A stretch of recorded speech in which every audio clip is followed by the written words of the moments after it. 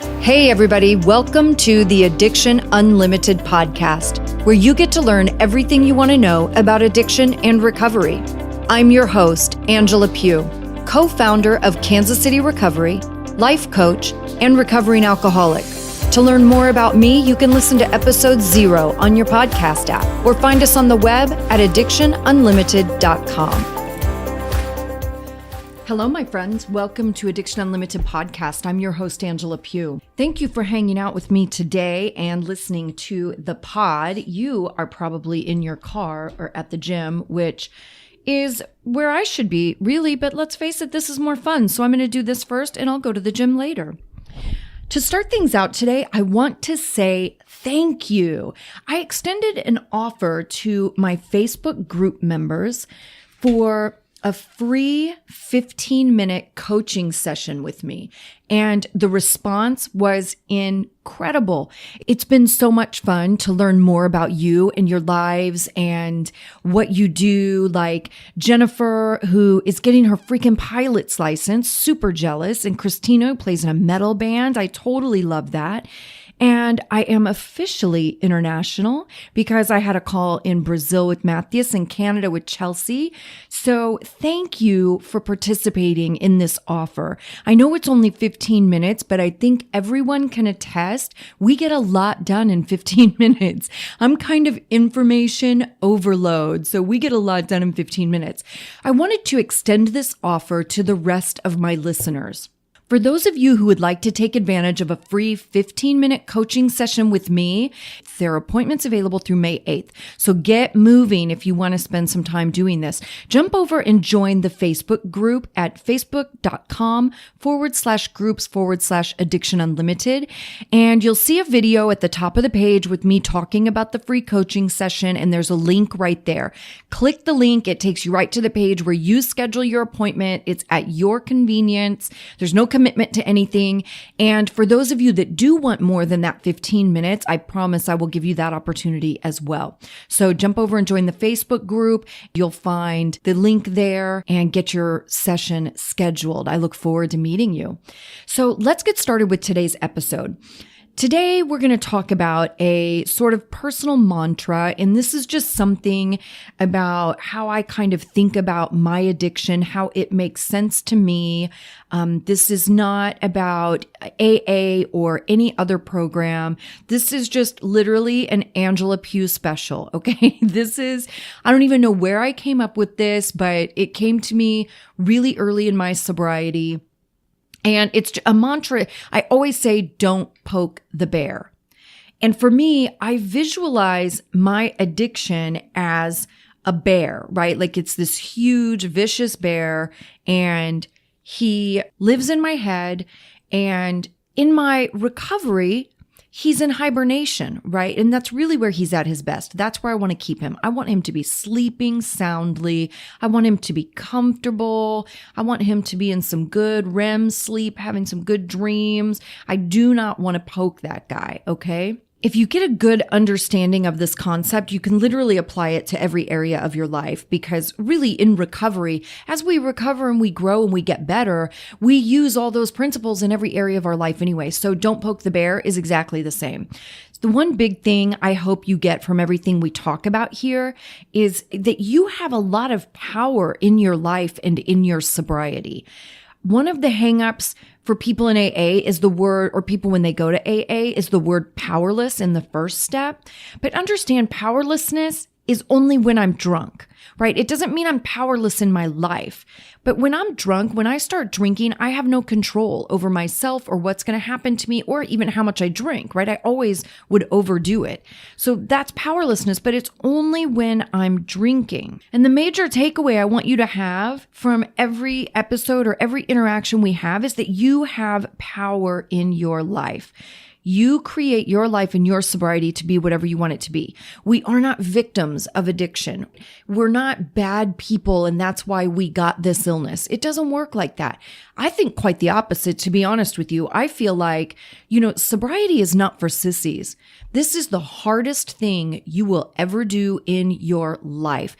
And it's all internal work, right? It's not like cancer or diabetes where you go get treatment for cancer, diabetes, and that treatment goes to work for you inside your body.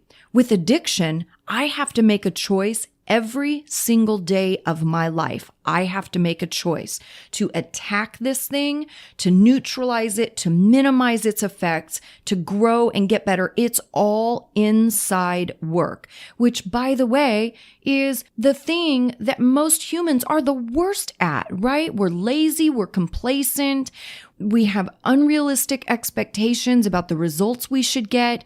Like, it's ridiculous. It's the hardest thing. Like, everybody wants to start a diet or a new meal plan, and as soon as they have some success, they immediately start eating like crap again.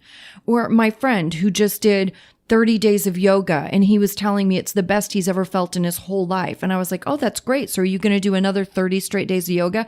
He's like, no, I stopped doing it. Like, that's human nature. We stop.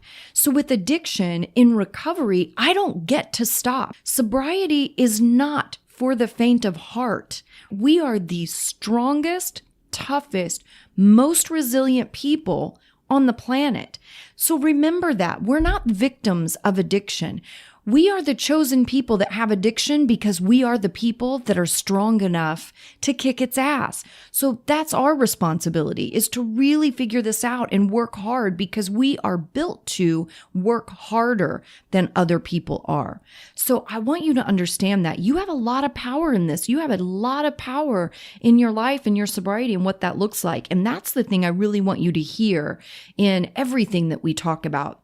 You are not powerless in your recovery. We are not victims of addiction. We don't have addiction because we're cursed or we did something bad or I was bad in a past life. I used to think that this was my punishment. Addiction was my punishment. But that's not true at all.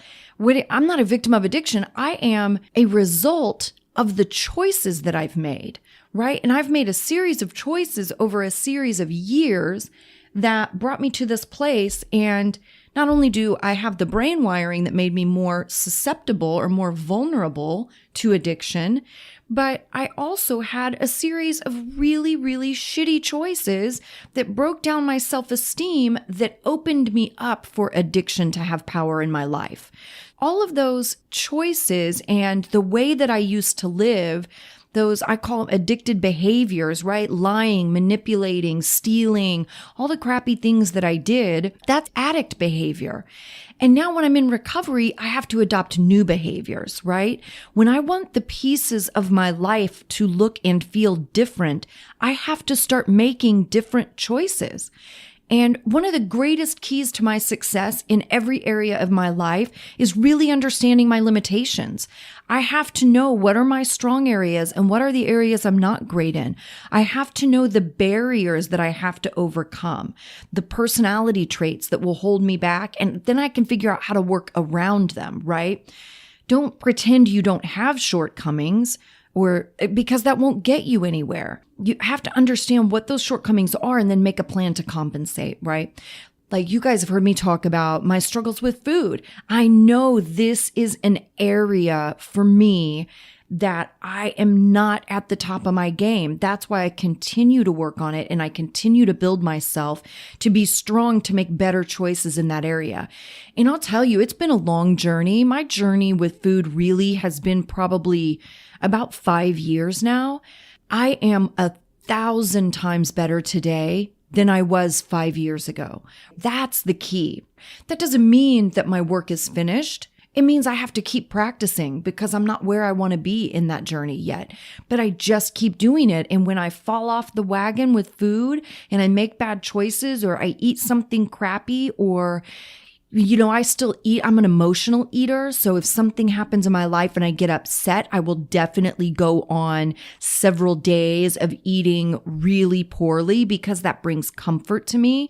So anyway, you have to understand what your shortcomings are. So then we can create goals to work around those issues rather than trying to ignore them and pretend they don't exist, and we set ourselves up for failure.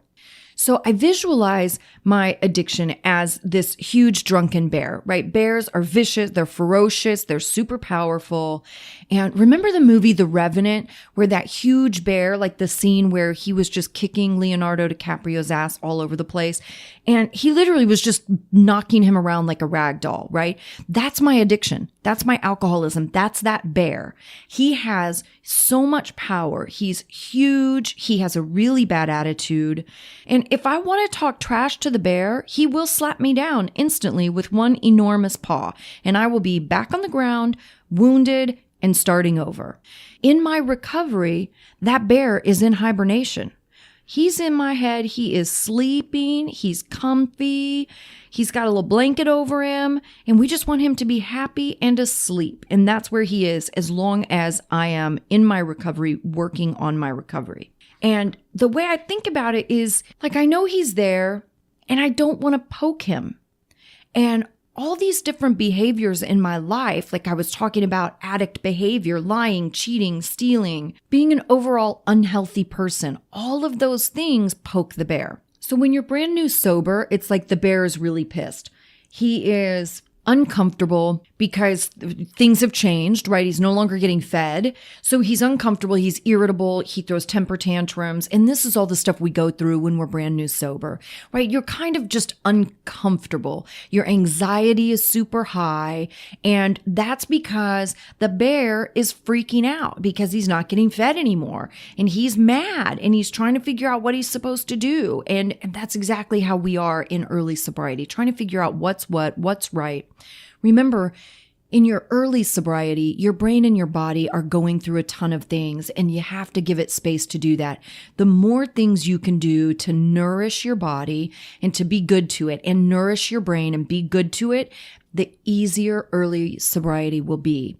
But as I got further into recovery, the bear started to chill out, right? He started to feel more comfortable. I started to feel more comfortable as I got deeper in recovery and I started doing that good internal work, and my habits and behaviors started to shift from addict behavior to recovery behaviors. Once I started to make that shift, then the bear started to chill out. He wasn't fighting all the time and making me uncomfortable all the time. And eventually he laid down and he went to sleep, and he's in hibernation, and we just want to leave him in hibernation. I go out of my way every day to make sure I don't do things to poke that dude, okay? I want him to stay asleep. I do not need him waking up. He's demanding, he's unreasonable, and he makes me crazy. So I just want him to sleep. And as I go through life on a daily basis, I focus on not poking the bear. And there are a million behaviors that poke the bear, right? A white lie, being late to work, calling in sick, or not answering phone calls, dodging bills or dodging bill collectors when they call, being short-tempered, gossiping, not standing up for yourself, being in an unhealthy relationship, not being the best parent or spouse. There are a million things we can do to poke the bear every day. All these things poke the bear. Because what's happening really is when you get okay with yourself and you start to feel good about yourself, and you start to make choices in your life that you feel proud of, that anxiety and general angst starts to fall by the wayside. When you're still in addict behavior and you're angry and resentful and you have disappointment and you doubt yourself all the time and we're lazy, we're undisciplined, all of those things, we make excuses for everything. All of that addict behavior feeds the bear. And it makes the bear stronger. It makes your addiction stronger because that's what addiction thrives on. I really want you to get that. Addiction thrives on you not feeling good about yourself or doubting yourself. So every little tiny thing you do that you don't feel good about is feeding your addiction. It's poking the bear. It's really important that you get a clear understanding of the type of person that you want to be. And you guys hear me talk about this a lot. I do a mind map that is all the qualities of the human being that I want to be. Just it's mapped out so I know what direction I'm going, so I can start to modify my behaviors to be a person I'm proud of. Because when I am proud of myself, when my self-confidence grows, that addiction doesn't have a chance. Right? It doesn't have a chance. I'm not giving it any chink in the armor to start digging in and taking me apart. Any action I take that goes against who I want to be pokes the bear. So for me, like honesty is super important to me. Being dependable is super important to me. If I tell you I'm going to call, I'm going to call. If I tell you I'm going to be there, I'm going to be there. I will always be on time. I think being late is an incredibly selfish act, and I don't like to do that. Now, sometimes it's unavoidable, right? This isn't about perfection, but these are some of the things that are just really important to me. So honesty. I can't stay sober if I'm a liar. That's old alcoholic behavior, right? I'm not going to feel good about myself. If I look you in your face and tell you a lie, I'm not going to feel good about myself. And my alcoholism is going to pick up on that, not feeling good about myself, and it's going to start to dig in. If I want to stay sober, I have to adopt new recovery behavior. And that means being honest. Even the smallest lie, or a lie by omission, right? A lie by omission is when you are telling a story or you're talking about something and you just leave little details out because it doesn't create the picture that you want to create. So that's lie by omission, is just leaving details out of the story. But if I do that, I'm not going to feel good about myself because I'm going to know I told a lie. And that's exactly what addiction thrives on. So the moment you do or say something that you don't feel good about, or that gives you a little bit of guilt or shame, or if you get in an argument with somebody and you feel like you definitely could have handled a situation better, all those things are poking the bear. It's a little chink in the armor. It's poking the bear, and he's going to start waking up. If you are putting things off, right? Procrastinating, that's a huge one. Missing deadlines, not calling your mom back, isolating, blowing off your friends, not going to meetings or calling your sponsor, not getting a job when you know you need one. You know you need a job and you're doing more laying around doing nothing than getting off your buns and finding a job. You're not going to feel good about that decision. And that's poking the bear.